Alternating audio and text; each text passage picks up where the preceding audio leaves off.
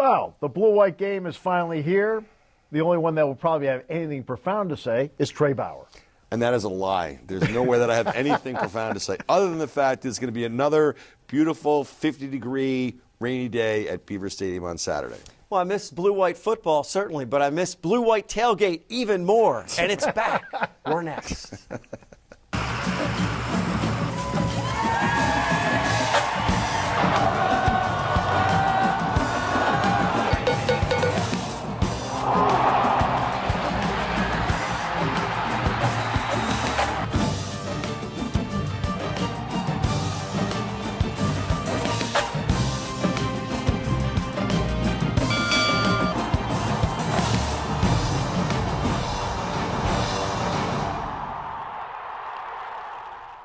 As Grant Haley runs into your living room, we get you ready for another blue-white tailgate. Steve Jones, Trey Bauer, Todd Sadowski. The gang is all back together again. We'll take a look at the offense, the defense, couple players that we expect to see do some things in this game that probably are not on the lineup sheet you expect. Along the way, we'll do that. But here it is. You get spring ball's finally over. I have to ask you, in your later years, what was your approach to spring ball? Well, I mean, spring ball to me was all about the young guys, because the older guys actually were part of the program. They played in the games. It was more for the freshman, sophomore guys because they needed to show what they could do, and this was one venue to do it. And along with that, it's about the older guys helping out the younger guys as well. So the established leaders that, Trace McSorley's talked about this, the guys that are the veterans of the group now are there for the younger guys to move them along at a quicker pace to help out the coaching staff. Now, last year's game was a shutout. Trace McSorley, I think it was a 37-0 or something like that. So with that in mind, James Franklin says, maybe we need to change and tweak the format a bit. Where in the past it's really been 1s and 2s on one team and 3s and 4s on another team type of deal. I'm hoping to be able to go 1s versus 2s. For it to be a true evaluation for us, I mean, that's what we do in practice all the time. We go good versus good, and we want to be able to do that. We want to be able to do that, for the spring game as well. You guys like that in terms of the approach? Yeah, I mean, I don't know how it was any different. I mean, when we were there, when I was playing, it was always 1 versus 2, 2 versus 1. You hacked up the teams, and that's the only way you could really evaluate if you had guys who were of equal talent against each other. I think it was partly that wasn't a luxury they could afford with the lack of depth. I think now that you have the numbers and you have the competition, it's okay to roll them out there. If something were to happen, you have the depth to play with that a little bit and make that spring game a little bit more of a competition, so you can make it more of an evaluation instead of, oh my goodness, let's not get this guy injured for the upcoming season. Our crack staff has examined every website and every magazine from across the country, and this is the way too early top 10 across the board. And that's what they came up with. They found 3 of them to put all of them at Penn State in the top 8. Look, I mean, Penn State is now it's a different ball game now. I mean, in '84 you were on a team that wasn't. '85 had a really good year. Mm-hmm. So what was it like in '86 when you were the Hunted? Well, I think for us is that we had so much experience because we played so many really big games. I mean, if you think about it, we went undefeated in '85, went to the Orange Bowl, played for the national championship. So '86, it was just natural that we were going to be, in that discussion. '84, I don't think we were in the top 20. So it didn't. I mean, to me, it's like, why don't they have Notre Dame out there? Okay, Notre Dame lays an egg, goes 4-8 last year, but they were top 10 in the country last year. I mean, it's just so ridiculous to me. It's too early. It shouldn't be that way. Well, it's based on performance, obviously, and what they do have coming back. I mean, last year we were talking about who's going to be the quarterback. Oh my goodness, the offensive coordinator. You got to implement the system. As much as we talk about the changes, what I like to see is the constants that do return to this team. And the other part of it is they are the Hunted. But on all 3 of those lists, Ohio State was still ahead of them. So they still have somebody that they can put a target on to go after. All right, spring break. If we were to do a segment on spring break, obviously we'd turn to you. Oh, boy. And that would be a 4-part series. And that would be, it would not be PG-13. But Todd, you had an interesting story about players on spring break that I thought was fascinating. Yeah, growth, maturity, leadership, that's what you want to see from some of your guys. And for 4 of the Nittany Lions, they went on a spring break trip, made some good decisions, and the payoff, they actually got to run into the NFL Rookie of the Year, Dak Prescott. That was pretty cool. It was really cool actually to work out with Dak Prescott and kind of just talk to him and see the knowledge that he knows from the game and what he learned from his first year, and especially being on a team with guys like Dez and Zeke Elliott and stuff like that. So it was pretty cool to learn from him and also work out with him. The meeting was completely random. Marcus Allen, Mark Allen, Deshaun Hamilton, and Barkley happened to be working out in the same facility in Florida as Prescott, and they took full advantage of the opportunity. As far as reading the quarterback's drop back steps and everything, just to get like an extra edge on like the on the ball and everything, as far as breaking on the ball and stuff. He gave a lot of wisdom too, as far as all the field things to me, Saquon, Mark, and Deshaun. How to be a leader, how to lead your team, how to come to practice every single day, and how to be a pro, pretty much. Obviously, I'm still in college, but if you could be a pro about your body and pro about how you approach practice and how you try to be a leader, you just overall become a better player. Hard to imagine Barkley as a better player, you know, right? But it's, you know, those are the best teams when your best players are the best leaders. And for Trey, imagine Mike Singletary maybe having the opportunity when you were a player in college to be able to pick somebody's brain like that. But you know, I take out of that, though, it's more than that. They went down there to work out on spring break to make themselves better, and this just happened to happen. More after this.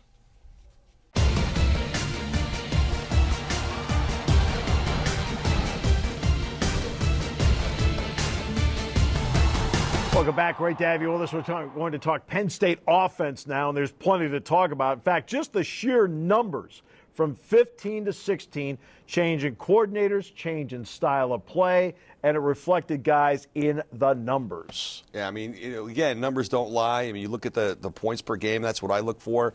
I mean, the fact is you're talking almost 2 touchdowns more a game in 16.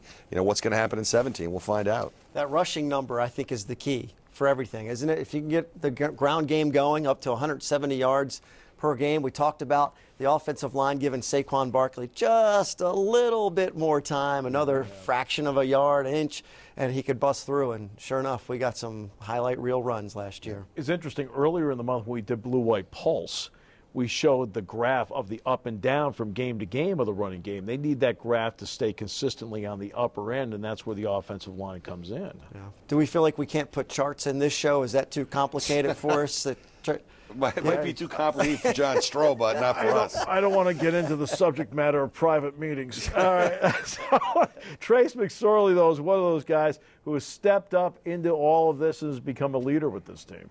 Guys are clicking. It's not, you know, we're not getting the feel for it anymore. We know how it's supposed to work. We know the timing. We understand, you know, the timing, you know, all the routes in our offense from the pass game perspective. And, you know, now we're comfortable with all the RPOs, and, you know, we're kind of messing around a little bit this spring with some of the things we can do in the RPO game. You know, how can we maybe block something differently and read another guy just to create the same numbers, angles that we got, but in a different fashion. And that's window dressing. In other words, we're going to really run the same play. We're just going to do a couple little wrinkles to go with it. And you can do that when you have experienced players. Yeah, I mean, certainly, again, it all starts at the offensive line. I mean, if you would have told me, 2 years ago when we were talking about the offensive line, maybe one of the worst offensive line ever at Penn State, and how much improvement they made last year and how good they're going to be this year, Todd, no one would even believe you. You talk about McSorley, too. What a difference a year makes, right? We were wondering who's going to step in with Hackenberg gone, and Trace McSorley showed up at the blue-white game. And, yes, he was not going against the #1 defense, but it was the accuracy that stood out to me that particular day, hitting guys between the numbers, in stride. And he just elevated himself into the national spotlight, the biggest moments, the Rose Bowl, the Big Ten championship. This guy just came through in a lot of clutch moments on the national stage. Both of you referenced the offensive line. You also both referenced young players.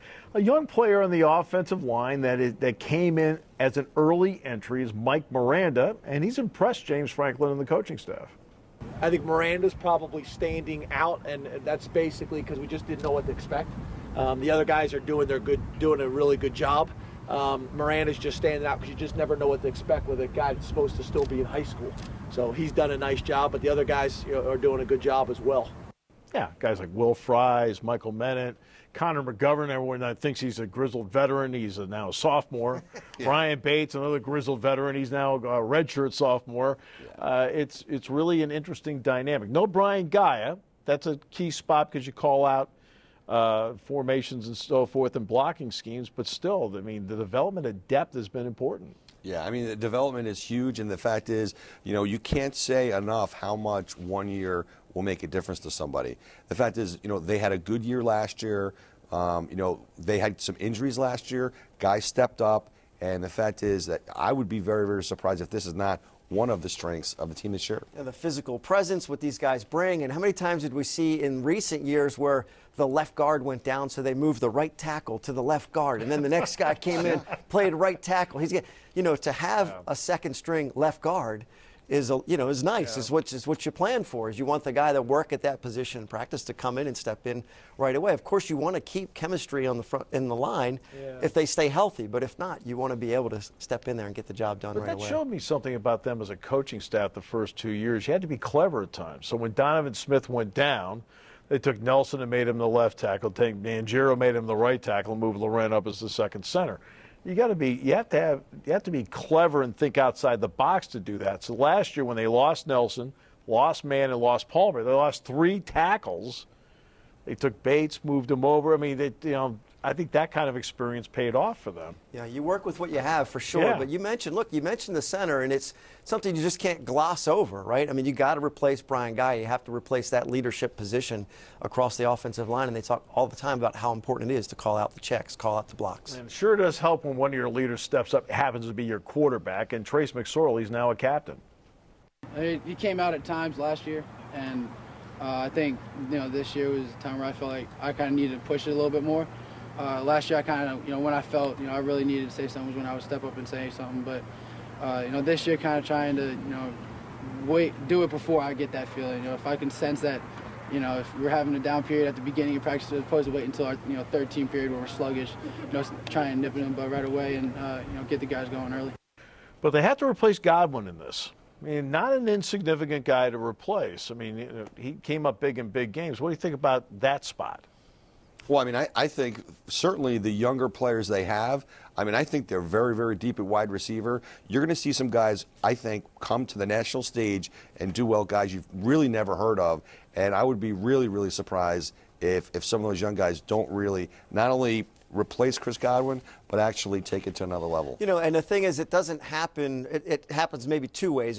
You have to do it slowly. It's not going to happen right away, and it's probably not going to happen with one guy. It's going to happen with a combination of people. Maybe you get a good possession receiver in there. Those jump balls, those 50-50 balls that Godwin won all the time. Maybe they'll go to Deshaun Hamilton or Mike Gesicki a little bit more, and then you get more speed in there with Brandon Polk. However you do it, it's probably going to happen with a combination of players. Yeah. We talked about Juwan Johnson. Dependability to go with talent means something. Okay, quickly, players that you'll watch for on the offense of the blue-white game will be? Tommy Stevens for me, no doubt. If McSorley goes down, Tommy Stevens has to step up. I'm going to watch Mike Gesicki. I just think this guy's really ready to step to another level. He came back to play some football and to take the team to the next level. I want to see what he's done physically in the offseason and how much he dominates smaller defenders. Josh McPherson will be the leading rusher. All right. And I'm going to go Jonathan Holland, second tight end. All right. Coming up, we go to the film room where Jay Paterno will break everything down after this.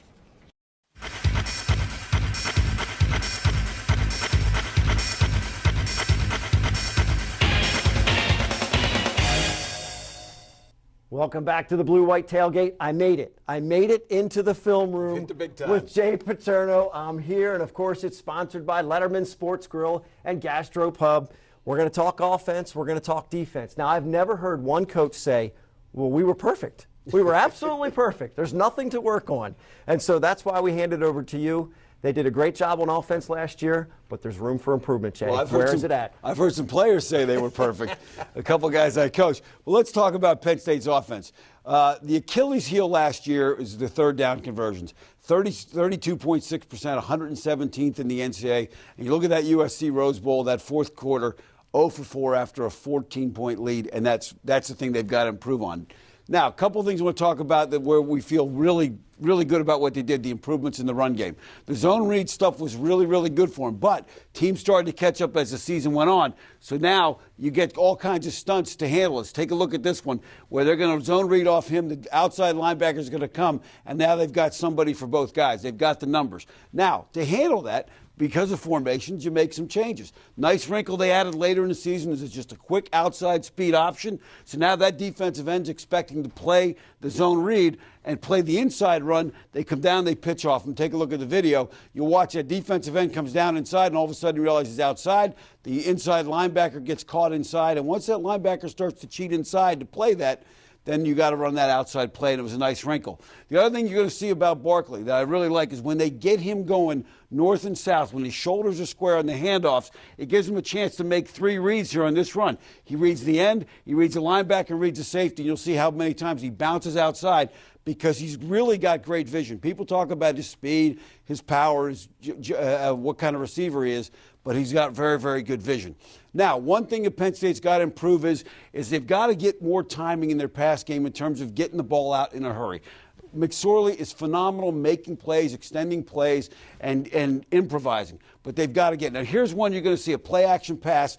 You'll see that the Gesicki comes in, goes to the corner, and they run the outside receiver in. But watch how long this ball takes to get out. He makes the fake. He's there, and all of a sudden he's got to readjust his feet, move his feet, and make a throw off balance. Now, you can get away with that only so many times, but people are going to adjust. Just as a comparison, same formation, same kind of area of the field, same kind of play-action pass, but watch how quickly this ball gets out from the USC quarterback, and that minimizes the number of hits he's going to take. It makes the defense react a lot quicker to your pass game. Well, USC did a lot of things well offensively last year, especially in the Rose Bowl. Okay, so defensively, what did they do well? What do they need to work on? And part of it has to do with personnel, correct, in that package. And I think what people are surprised when you talk about Penn State's offense last year. They were 49th in the country as an offense. The defense was 37th in the country. That surprised a lot of people. They ranked higher. But one of the things is they benefited. They played some offenses that weren't very good. 11 of the 14 offenses they played were ranked 56 in the country or lower. That's going to put some pressure on them to improve. Now, where were they really good last year? One of the things I thought they were excellent as a defense was on outside run game. They did a great job. They got push up front. They forced outside runners to bow in their run and allowed the secondary to come and pursue with speed. You'll see this against USC where they run the outside run. The defensive end does a phenomenal job getting outside leverage, making the running back really arc into the backfield to get the outside, they come up and make the tackle. Where they've got to get better as, when they see teams that do a lot of displacement, double teams, pulling people, they don't see a lot of that in practice, and that was one of the things that people were able to do against Penn State in key situations. You take a look at Wisconsin, they're going to double team this thing, pull people for the linebackers, and get a nice run to the outside going north and south, and then bounce it outside based on how the defense plays. Now, a couple other things they've got to improve on. Third downs in the pass stuff. When they play too deep zone, they've had some problems with linebackers in the middle. And they're not the only ones. Everybody has this problem with this guy down the middle. But Cabinda losing weight from the reports in the spring, people say he looks better. That's going to help him in pass protection a bunch. Here's how Wisconsin gets down the middle. They come over the top. Safeties get pulled outside. You'll see on a 3rd down and 12, we show the play here, and that receiver gets over the top. And that's a tough cover for any linebacker. I don't care how good you are. That's a tough one to handle. One of the things they did in some 3rd downs, which I think will be something they focus on more so next year because they have better depth in the secondary. They've got some good secondary guys coming in this class. You're going to see more man-to-man. And when you get man-to-man, that creates problems for quarterbacks because there aren't open areas guys can sit in, and you've got to win those matchups. Here's the same game against Wisconsin. They run same vertical routes. Take a look at this on the video. But you see the vertical routes now. Instead of having to work on a linebacker, that guy's got to be the secondary guy, and that makes it a lot tougher for quarterbacks to throw the football. Formation change potentially. Penn State fans aren't used to seeing the quarterback all the way back, running back to the side. Will we see any guy in the backfield, you think? Would that help if we did a 3rd and short and he was behind the quarterback who was under center? I'm semi-biased because I do believe that, on a 3rd down, half a yard, I don't like necessarily snap the ball 5 yards deep. But that's the system Penn State's in. I don't think you'll see them under center. But again, you don't know. And certainly Joe Moorhead has done a very, very good job. But I think where you're going to have to see them really make that jump is in those third downs. Well, they stay consistent, and they really did have a drastic jump in offensive numbers last year. All right, we soaked up all this knowledge in the film room here with Jay Paterno. We talk defense with Trey Bauer next. Another privilege. The Blue-White Tailgate returns after this.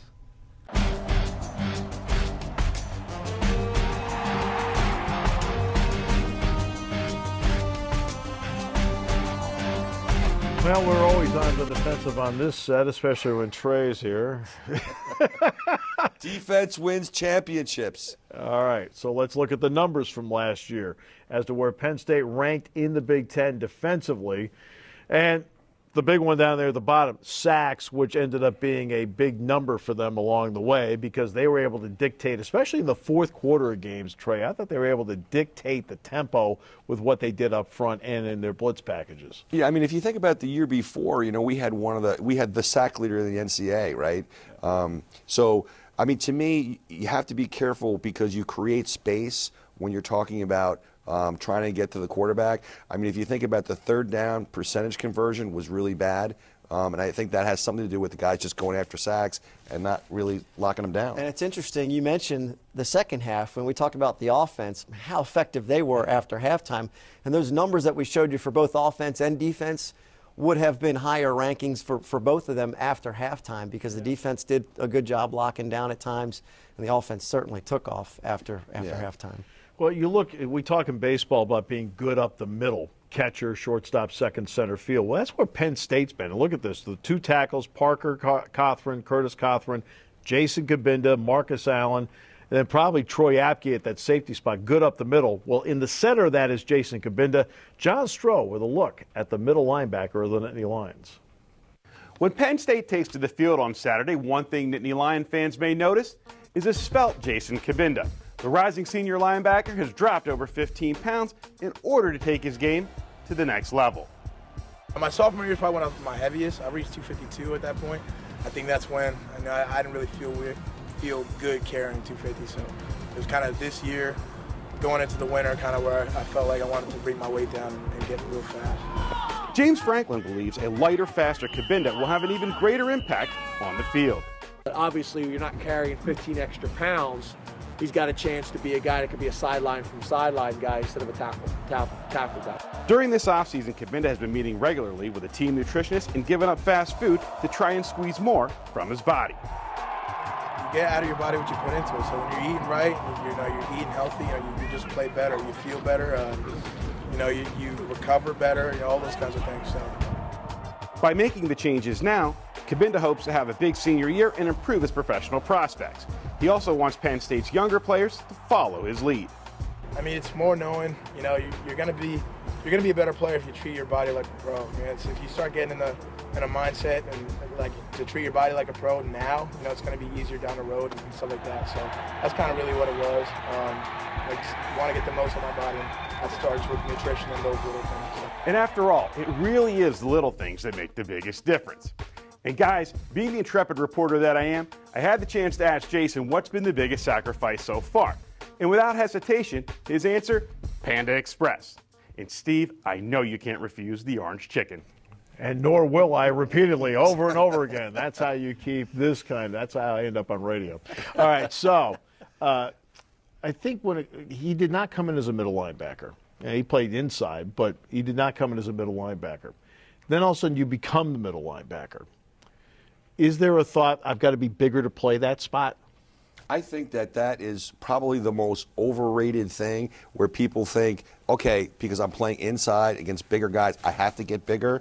And quite frankly, you really don't have to get bigger. I mean, him at 235 or 237, he's not a small guy anyway, right? I mean, I remember my roommate, Shane Collin, went to the NFL, gained 15, 20 pounds. The next year he got back down to his college weight because he felt he was too heavy. Yeah, it's a matter of strength, right? Yes. When you're holding off one blocker with this arm and you're trying to wrap up the guy or at least slow down the runner with the other, it's more about the strength. And I could just listen to Cabinda all day, by the way. And I'm just so glad he's a Jersey guy, of course he's you a would. New Jersey linebacker. And of course. There you have it. Those guys, put them back up. Those New Jersey linebackers, they just know how to talk and produce, by the way. But you know what? I really feel that I think people have to play to what their strength is. and Cabinda gained the weight to be a bigger middle linebacker. Getting himself back down, now he's playing to who he is. In other words, if you take your strength, you can dictate, and I felt this about Koa Farmer. All right, I'm fast, you're not, so use it. Yeah. I mean, and I think now Cabinda's back at a weight that's comfortable for him, where he can play his game and dictate his tempo in the game. Yeah. I think that's the important part. Yeah, I think that, you know, the whole notion of because I'm bigger, I'm going to be a better football player, it doesn't really work that way. The fact is, you know, right now it's like it's speed, speed, speed. It's not necessarily about how big you are. It's about how fast you are, how fast you can cover. I mean, James said it, going sideline to sideline. That's really important as an inside linebacker. But they have to replace Bell. That's a lot of instinct to replace there. Oh, no doubt about it. I mean, talk about getting to the edges. You know, every time they'd run a play, you'd see Brandon Bell there at the end. Either he was involved in it or he was about to get there. And a lot of that time was on the other side of the field when they would run away from him. So, yeah, he's going to be hard to replace. But we did talk about the injuries they were played with earlier in the year last season. So guys like Manny Bowen got a lot of playing time while those guys were down, both Bell and Cabinda. It's really paid off, too, for Bowen. Bowen's done really well this spring. In the defensive backfield, a name that everybody's going to want to talk about is Lamont Wade. How excited are the two of you to see this guy come in and really get your first look at him against comparable competition? Well, I mean, for me, it's going to be very interesting because I think that, you know, coming from Western Pennsylvania, he's a guy, you know, he's a guy that Penn State really needed to get as far as recruiting is concerned. He's obviously got all the tools. I mean, it's very similar to almost like when Derek Williams was getting recruited. I mean, he was like the #1 recruit in the country. But Lamont Wade, I mean, he was a huge recruit, and for him to come here and perform as well as he has in the spring has been awesome. Impact player. That's how you describe the guy, right? And it's not just on the defensive side, and we'll see him probably a little bit in special teams as well, but he's an impact player on and off the field. You mentioned from a recruiting standpoint. You mentioned on the field as well. Steve, I know we were talking about this earlier, the way he breaks on the ball impresses you, and the lack of interceptions. Look, you need to make an impact, make a difference. How do you do that? You get turnovers. And you mentioned that. Look at the numbers, interception-wise. And, right, I mean, that's the key right there. Penn State went from the Iowa game to the Rose Bowl between interceptions. And for Grant Haley and that secondary, they know they've got to get that number up, and they're capable of it. Yeah, we definitely feel like we missed more opportunities. I mean, we got to take more chances, too, to get those opportunities. I mean, so just having the ability and the confidence in your hands and in your technique to just make those plays and make those risks, that's what we're trying to work on this spring to get better, to jump forward. And now, what makes that happen? Pressure up front makes that happen. So no Sickles, no Schwann. Let's talk about replacements there to give the pressure, to give the secondary a chance to get some picks. Yeah, I mean, I think it's kind of, they're going to just kind of like plug and play some of those defensive tackles. I mean, for me personally, I'm really interested to see how Shane Simmons does. I mean, he is a legit big-time recruit who redshirted last year, and I think I'm really, really looking forward to seeing him.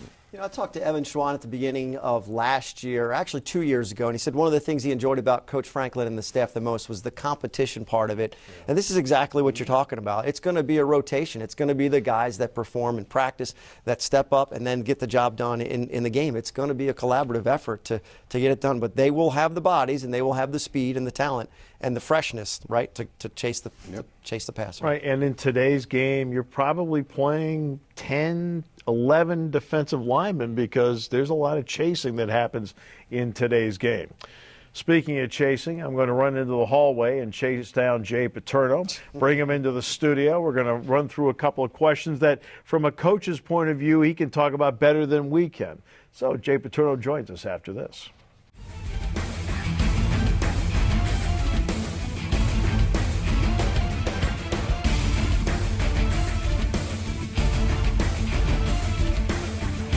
All right, welcome back with Jay Paterno. Did you draw this? No, that's not my handwriting. You wouldn't be able to read it if I did. All right, you've been through this many times in your coaching career, and I'd say maybe the best example, most recent, would be 2009. You come off a 2008 season where a lot of things fell into place. You've got your starting quarterback back. So how do you have to handle that? Because every team has its own personality. 8 was not the same as 9. I mean, so, you know, personality-wise, how do you have to handle that?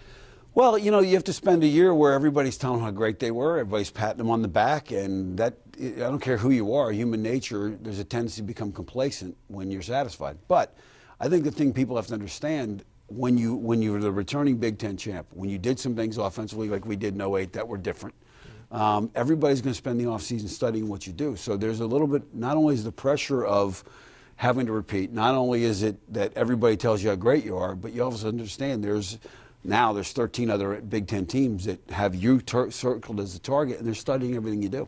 All right, so let's get to the self-scout part. Now, you don't want to overreact on your self-scout. I mean, that, you don't want to reinvent the wheel.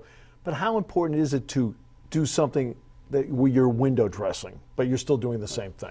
It's very important. I mean, you got to understand that there are certain things. Joe Paterno used to tell us when we get in the meeting rooms, we got to get the chalk last. We'd get in an argument and say, hey, we're going to do this, and we're going to do that. And he'd say, well, they'll do this. And he said, well, how do you react to that? And he'll say, do that. And he would always end the argument by saying, I'm the head coach, I get the chalk last. But the point is, you got to get the chalk last. And I think one of the things that this staff has shown a pretty good job of doing so far is throughout the course of the year getting the chalk last and making some adjustments in the second half of the games. So I anticipate they'll do a very good job, but it's vital to make sure that you protect the things that make you really good at what you do. When you win a bowl game, it certainly does give some juice into the winter program and so forth. That was a tough loss for them to absorb. So what do you think about coming back from something like that? Well, I think the thing that, I was at just listening to some of the guys talk in the offseason. They didn't come home happy about the Rose Bowl. Now, a lot of fans did. I mean, fans were, oh, my God, what a great game. And, the Penn Stater magazine had Instant Classic. Right. And I said, and I'm a fan, but I'm also a former coach. So I'm sitting there going, it's only classic if you win. Right. But that's the kind of things I'm hearing out of the guys in that program. And I think a game like that can motivate you to become even better because you understand we were that close and that we should have won that game. And those are the ones that in the offseason, whether you're a player or coach, you sit back and you wake up in the middle of the night and going, oh, if we had called this, or if we hadn't fumbled that, or if we had run the ball here, or if we had done that on defense, we win that game. So I think that's a healthy thing sometimes. Now, here's another part that I think is healthy, okay? And that healthy part is success breeds success. And we talked about what you have to guard against, but what about the confidence they got? Oh, I think there's no question. I mean, I think when they walk into the first couple of games next year, they look at the opening part of the schedule, and they're going to, whereas a year ago, there was a question, can we beat Pitt? Can we not beat Pitt? I don't think there's any question in people's minds in terms around this program. And listen to people talk about that game. That, hey, we're going to beat this team. We're going to beat Pitt. We're going to beat Georgia State. We're going to be, we're going to be 5-0, 6-0, rolling into October. And that's a different conversation than you heard a year ago. Now, it's dangerous, but I think from a team standpoint, there's an advantage to walking on the field feeling that you are the better football team and that you are going to win. And there's a balance there you got to get to. What about the target, though? You're going to be the target. Oh, no question. I mean, that's a different conversation. No question. And, whereas Ohio State spends so much time on Michigan all year round, I guarantee you they're spending a little bit of time on Penn State because that game is probably sticking in their craw, believe me. Yeah, and that's a big game, and it's not as if, in 2008, that was one of the big wins Penn State had, was going in there at night and beating them. They're well aware of it. It's in their ballpark. All right, so that's just a quick look from a coach's point of view as to how they have to handle something like this as they move forward. It's a good thing to handle, by the way. It's a lot better than the alternative. You got that right. Coming up, we'll talk with Frank Bodani of the York Daily Record as the Blue-White game comes up this Saturday at Beaver Stadium. Welcome back to Blue-White Tailgate. Steve Jones, Todd Sadowski, Trey Bauer as we sit here on the set, and very pleased to be joined by Frank Bodani, the outstanding beat writer for the York Daily Record. Frank, welcome. Great to have you with us on the show. Hey, thanks for having me. I really appreciate it. Looking forward to Saturday and checking out some football for a change. When you check out that football, what are a couple things on your checklist right away? I think some of the, the position battles I think everybody's talking about, maybe the easier things to see from a scrimmage, like the receivers, Juwan Johnson and company, Irv Charles. I think people will be looking at Tommy Stevens. He's always one injury away from being your starter. How does he look leading the team?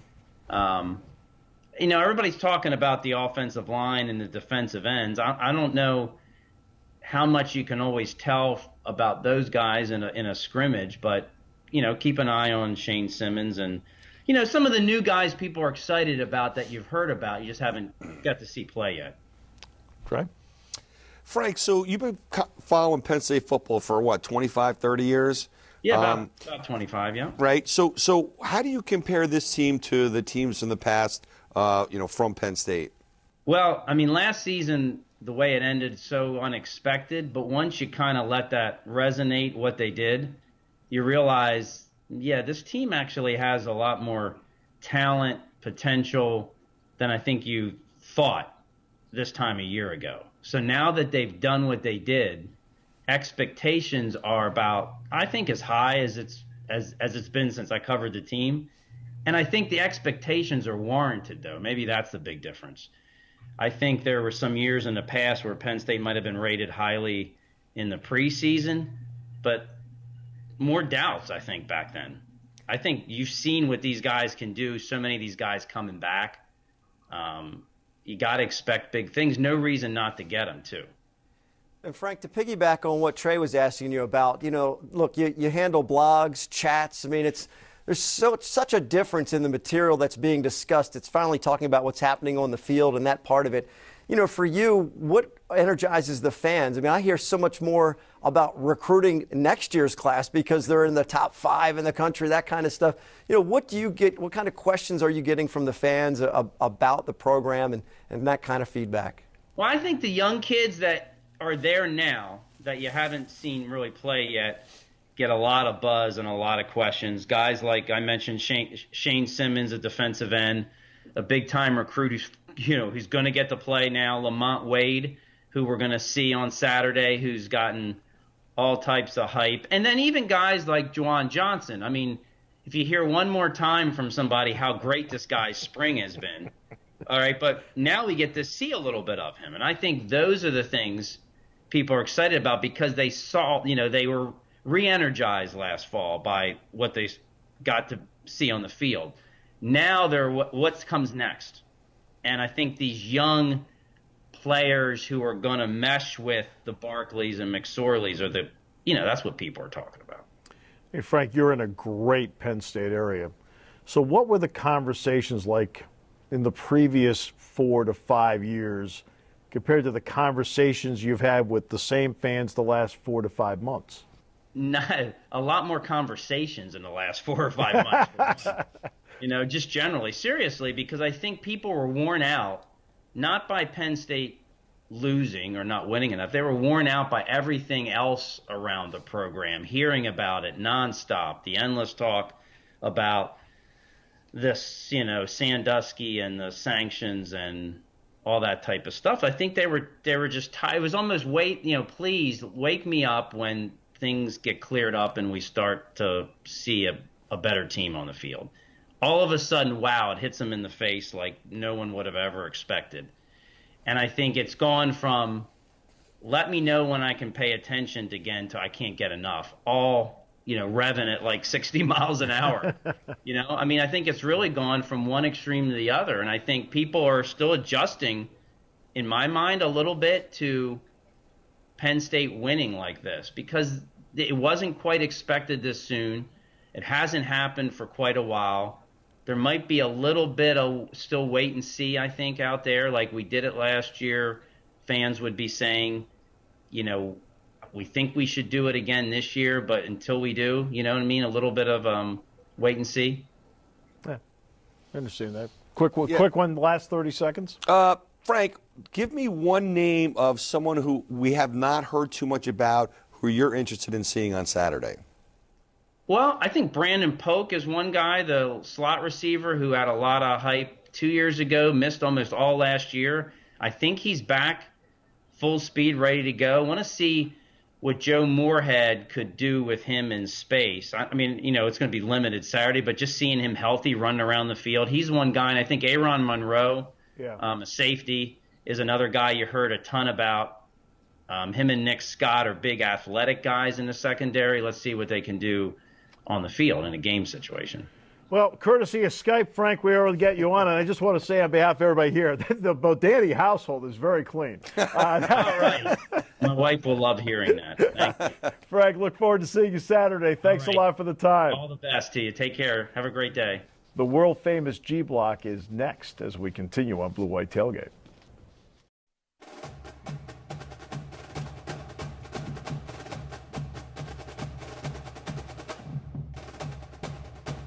It's our chance now here in the G Block to talk about blue-white memories.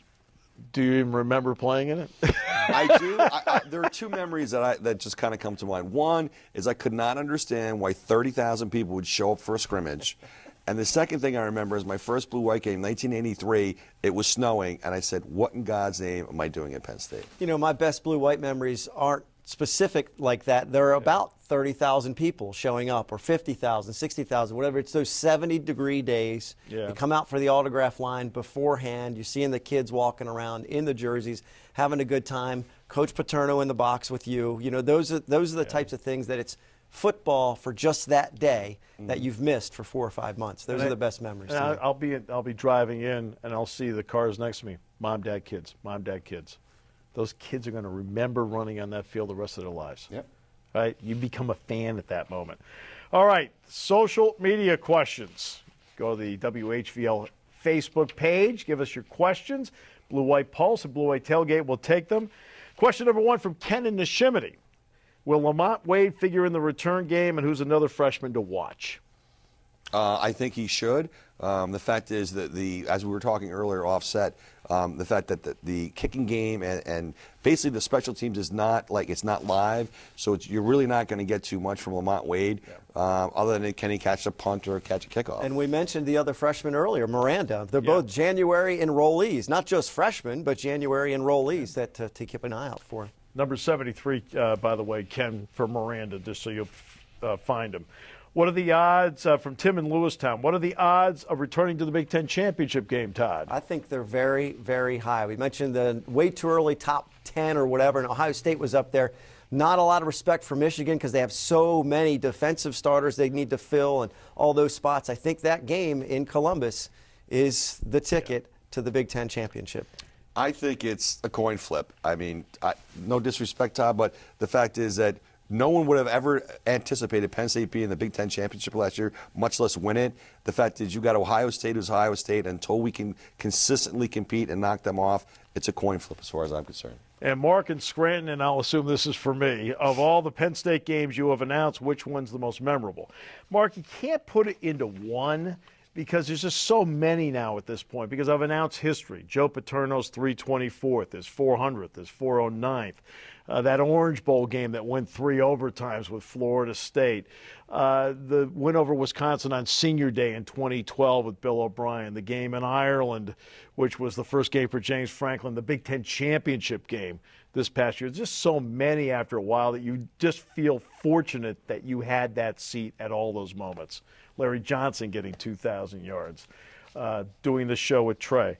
No games. How about 85 National Championship Orange Bowl? How about 86 like Fiesta Bowl? Right, we went right. We go undefeated. I mean, what are we? Wood? For God's sakes, you're talking what the Irish Bowl or whatever it was a few years ago. I wasn't for the lead God's announcer sakes. in those games. I think you're going to say like the Yankee Pinstripe Bowl was one of your memories. I mean, we're winning national championships. Let's talk where we should be, for God's sakes. The question was directed to me, not you. Sorry, Trey, leave me alone. Let's get to keys. What are you looking for in this game? The keys, again, it's going to sound kind of weird. The keys to me is, can they play the blue-white game and remain with no injuries or very little injuries? I mean, I know it's a big deal for the fans. For me, it's like I'm worrying about what's going to happen next year, and as long as we can get through the blue-white game without any major injuries, I think I'm good with that. I'm looking for athletes, just physical domination. You can usually point out the guy that is the man among boys or someone that has really made a physical transformation. We talked about Kabinda dropping some weight. How much quicker is he going to be out there? But I'm looking for the guys that you say, wow, this guy is something special, and they usually stand out.